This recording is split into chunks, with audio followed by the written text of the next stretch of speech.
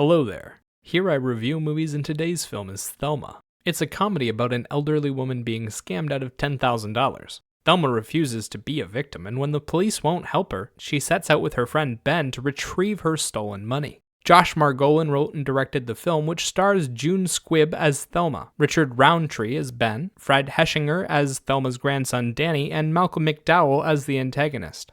The film feels a lot like kids playing with cardboard castles. Through creativity and some clever production tricks, they managed to make Thelma's adventure to get her money back feel like a big-time heist despite only traveling halfway across town. The story is well written, has a steady stream of light humor, and addresses the world from an unusual perspective. We explore it through Thelma, a 93-year-old woman, and get to see the problems she deals with on a regular basis. As she escapes from the old folks' home with her friend Ben in tow, we follow along slowly for a wild ride. They cross town on a mobile scooter, visiting a couple of friends along the way, picking up a gun, and confronting the thief in his den. The story mixes humor with a little bit of personal drama relating to age and reliance on family, and it keeps things interesting the entire time. The humor mostly relates to getting older and poking fun at all the absurdities that arise in life. The general cast is mostly old folks and caretakers. The older folk make a lot of good jokes and give the audience insight as to what life is like during your silver years. They deliver their lines well, and we get a lot of humorous moments from them. The caretakers are the straight men of this world and smile politely while listening to all of the crazy stuff their patients say. They give out hilarious reactions while trying and failing to contain the situation. For standout performances, you have June Squibb as Thelma and Richard Roundtree as Ben. The two of them are distant friends, reuniting after losing their spouses. Thelma is a hard-headed woman who tries her best to be independent. Ben is a kind old man living in comfort at a retirement home, learning new skills when Thelma recruits him. The two are the old folks' version of fire and ice, and create a wonderful dynamic, always bickering back and forth while running into sweet little moments of agreement. They're hilarious when they fight and heartwarming when they work together.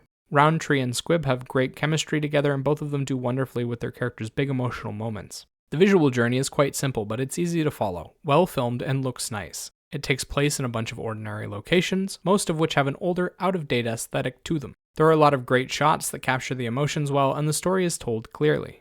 For music, they have basic instrumentals that follow the emotional journey and attempt to add a little bit of flavor. They work well during any given scene, but tend to sound generic. They also don't make enough of an impact to really stand out, which leads me to the film's negatives. It's a very tame story without much going for it beyond the humor and the little bit of heart. For example, there are no grand visuals that are going to impress you. The closest you get is a short scene near the very end where an oxygen tank blows up. Aside from that, there aren't many big visual gags. The locations they chose aren't particularly impressive or good for conversing in, and they didn't have any interesting scenery to toss in. You can basically get most of the film's value by just listening to it, which isn't great. The film isn't much better from an auditory perspective. The music they use is quiet, doesn't have a huge impact, and it's highly generic. They had many opportunities to introduce the audience to older music and flavor the film in a number of different ways, and chose not to. It's also not trying anything all that new.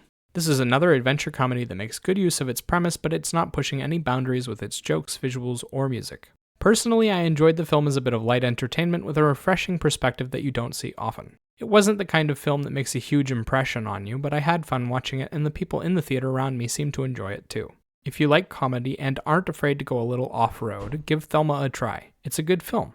As for a rating, I'd give it a 7 out of 10. Remember, these are just my thoughts on the film. Let me know what you think in the comments below. Bye-bye.